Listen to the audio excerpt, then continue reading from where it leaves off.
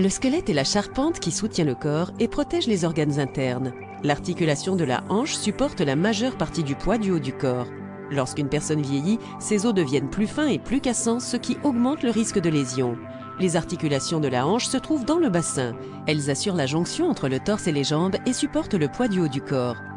Les os du bassin, à savoir le pubis, l'ischion et l'ilion, forment une articulation à rotule sphérique avec la tête du fémur, l'os long de la cuisse. Un traumatisme, de même que l'usure due au vieillissement, peuvent endommager cette articulation, augmentant ainsi le risque de fracture fémorale ou fracture du col du fémur. Une fracture du col du fémur bénéficie le plus souvent d'une réparation chirurgicale avec mise en place d'une prothèse de la hanche.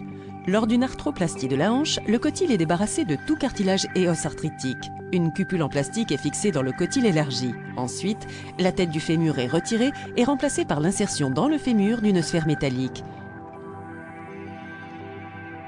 Une tige métallique est également insérée dans le fémur pour accroître la stabilité de la prothèse.